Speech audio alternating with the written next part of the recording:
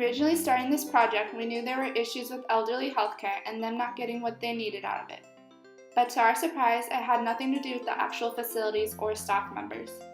The issues we found had more to do with the government and their new policies that directly affect elderly health. They are not getting the full care they need, such as things like physical therapy or being treated for the amount of time they need. The government makes a profile of how they think elderly health care should be and expects everyone to fit into that category no matter what. In 1965, Lyndon B. Johnson signed into law the Social Security Amendments of 1965, the bill that became Medicare, a type of insurance that is provided by the government for more vulnerable populations. This coverage was introduced to the elderly, as before the bill's passing, over half the population over 65 did not have any type of health insurance. The original bill only covered hospital visits and some other medical care, separated into Part A for hospital charges and Part B for medical expenses. The first major change to the system happened in 1972, with the Social Security Amendments of 1972, which changed Medicare so that it could cover people under 65 with long-term disabilities, along with beginning to cover some chiropractic care and speech and physical therapy. Covering things like hospice care and terminally ill services came with the Tax Equity and Fiscal Responsibility Act of 1982. This act would also increase the Part B premium to cover 25% of the program cost.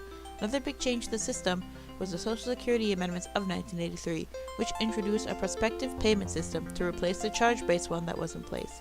The prospective payment system uses diagnostic-related groups, or DRGs, to predetermine payments.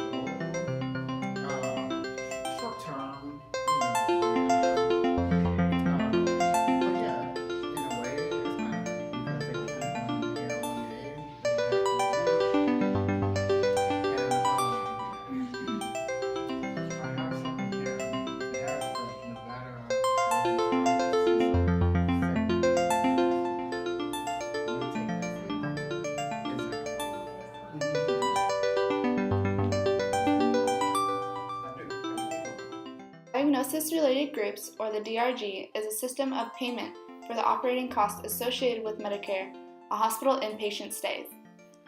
The system was created by the Social Security Act that is based off set rates referred to as the inpatient perspective. When we visited our site, Marcus explained this a little more.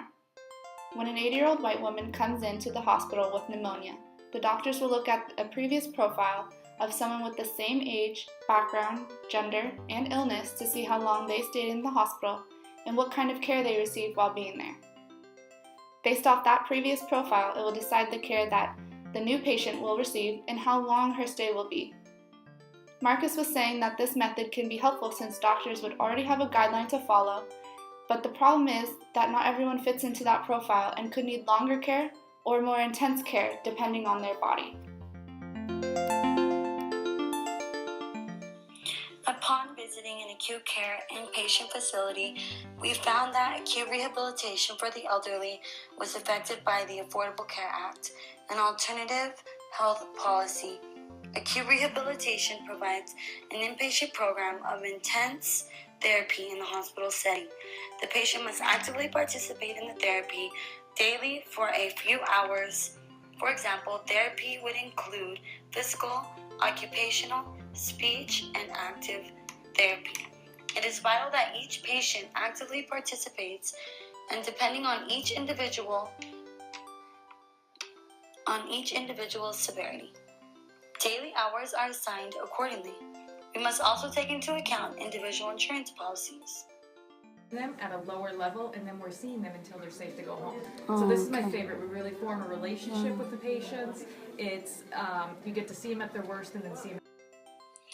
Medicare is a health insurance program for people ages 65 and older, people under age 65 with certain disabilities, and people of all ages with end-stage renal disease.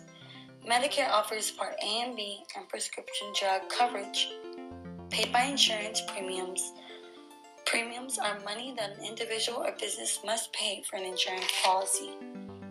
As time moves forward, we will face lowered growth of the workforce, rapid increase in the ages 65 and 80 and older population, potential large numbers of disabled persons, and greater demand on healthcare system. We need to adapt to the changing population age structure in the U.S. The U.S. population is aging rapidly, hence the importance of the Medicare insurance program for the elderly. All policies will impact the elderly as they most utilize the healthcare system. Negative impacts will be less access to care,